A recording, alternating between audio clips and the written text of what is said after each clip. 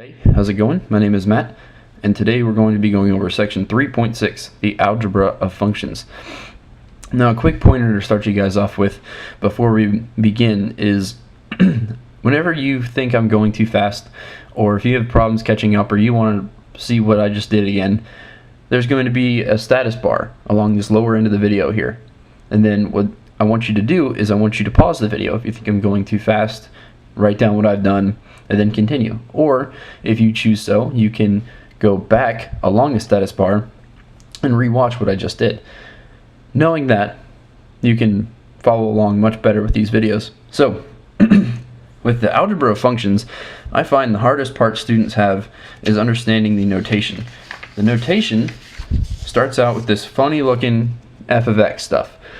So this can be described as the function of x. This here is going to be your independent variable. This is going to be your x-axis, usually. So what does this really mean? This can really be said as a few other ways as well. So this can be said as the function of x, the function defined by x, and the function at x. But when it's used in this way, you're usually only going to see this as a number or a fraction or something of that nature.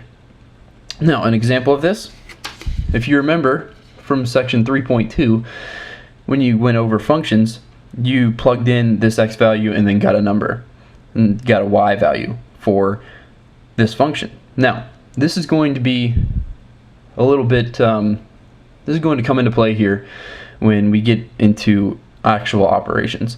So, without further ado, let's go into the formulas.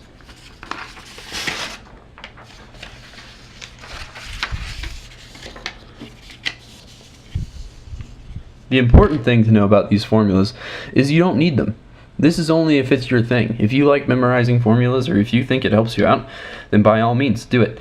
Personally, I can't really remember anything that well, so I like to know how to get to wherever I am. So this is about how I would view these formulas. So this formula, this first one, this is a multiplication of two functions. Now, it looks kind of intimidating, I'll give you that. But this can be read as f times g of x. Now, what this really means is if you can think about it as distributing this x here, it's going to be f of x times g of x. And then similarly with the division, it's going to be f of x divided by g of x. If we go down to this addition, it's f of x plus g of x. Similarly, with subtraction, it's f of x subtracting g of x. Now, I say all that to say this, and this would be a good time to pause the video, maybe write this down, and have this by your side. You're going to need it.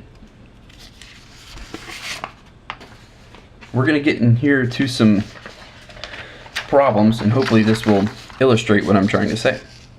Now, here we have two functions, f of x and g of x. F of x is defined as x squared minus x minus 8. G of x is defined as x squared plus 1. And we have to find the following: f plus g of x, f minus g of x, f times g at 1.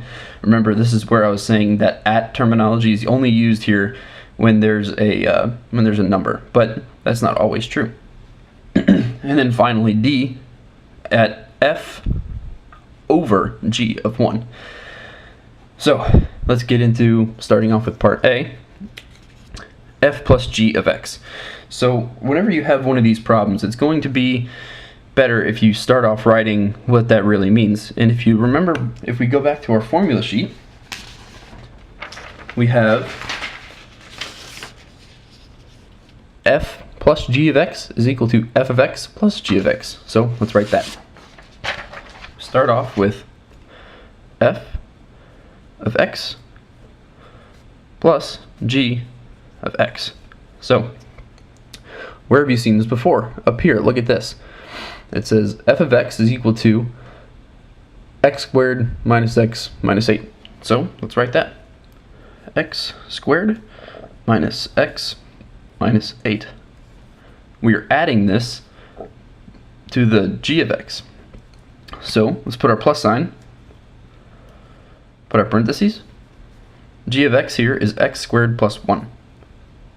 X squared plus 1. Now, since there's nothing we can do in these parentheses, that means we can drop them and then start combining like terms.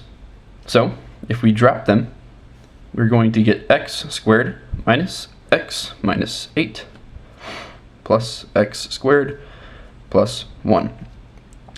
So what can we combine? We start off by combining our x squareds. So I'm going to write this as what we want to find out, which is f plus g of x is equal to whatever's left over. So x squared plus x squared. Oh, almost dropped my camera there, but it's all good. So we have this as 2x squared minus x, because there's no other x's here. And then we have a negative 8 and a positive 1, which yields us negative 7. This can't be reduced any farther. This is x squared. This is x to the 1. So our powers aren't conflicting. And we only have one constant here. So this is going to be our final answer. Moving right along, we're going to our second part of the problem, which is f minus g of x. Now, if you remember from our formula sheets, which you should either be able to go back to or have already written down by now, this is going to be f of x minus g of x. So what's that mean? We can go look back at our functions, which is f of x is equal to x squared minus x minus 8.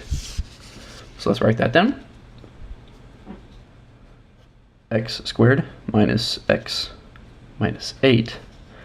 And we're subtracting here, so minus, put up our parentheses, g of x, which is x squared plus 1. So we can put our x squared plus 1 here in our parentheses.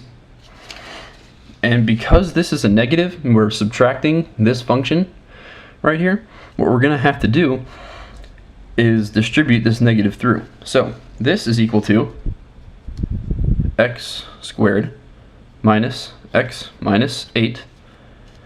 And when you start to distribute this negative, we get negative x squared minus 1. Here's where we start to combine like terms and get our final answer. So let's start out with what we want to find here. F minus g of x is equal to, we have a positive x squared here and a negative x squared here. That gives us 0 x squared, so we don't put anything. We have 1 negative x here, so we don't have anything else to add that to. So we can put down our negative x, and then we have our constants, which is negative 8 and negative 1. So negative 8 minus 1 is going to be negative 9. And this is going to end up being our final answer for this part of the problem. Okay, so we've handled addition, we've handled subtraction. Now it's time to get to multiplication and division. Now later on in the semester, you're going to be doing these without having numbers or values there, but I'm going to show you them with the values, which tend to be slightly easier. For part C of our problem here, we're going to start off with f times g of 1. If you remember your formula sheet, which you should have written down, you can see that this is going to be f of 1 multiplied by g of 1. Or you can distribute this yourself and find out that it works the same way. F of 1 times g of 1. Now, your equations are going to be on my other piece of paper, but you should have your piece of paper in front of you, and I'm going to rewrite them for the sake of clarity. So f of x here is going to be equal to x squared minus x minus 8. And g of x is going to be equal to x squared plus 1. Now, I like to do this. I like to find my values first here and then plug them in to this equation. So I write f of 1 and then I plug in 1. So 1 squared is 1 minus 1 gives you a total of 0 minus 8 gives you a total of negative 8 here for f of 1. For g of x here, we plug in 1 for g of 1, and we wind up getting 1 squared, which is 1, plus 1, which gives you a positive 2. To solve the rest of the problem, we write our problem in a usable form. F of 1 times g of 1 is equal to negative 8, which is f of 1, times g of 1, which is a positive 2, which is equal to a negative 16. So, to write the answer in answer form, we write it in terms of our original question. So, we write f times g of 1 is equal to negative 16. That's your answer. And we're going to move on to part D. Now, our next and final problem is going to be f divided by g of 1. Now, remember, if you look at your formula sheet, this is going to be f of 1 all over g of 1. Now, if this was for a different problem, what we could do is we could take from part C here, we could rewrite these functions f and g, and we can plug in our number again. But since we're evaluating this at the same value 1, we can just take the same values that we found for f of 1 and g of 1. So our f of 1 is going to be equal to negative 8, and our g of 1 is equal to a positive 2. Okay, so once we have these values, we can evaluate by plugging it in. So f of 1 all over g of 1 is going to be equal to negative 8 all over a positive 2. This is going to yield you a fraction of negative 8 over 2. So divide 8 by 2, and you get negative 4. Write your answer in a usable form, which is f divided by g of 1 is equal to negative 4. And for 3.6, that's really all you have to know for the algebra of functions.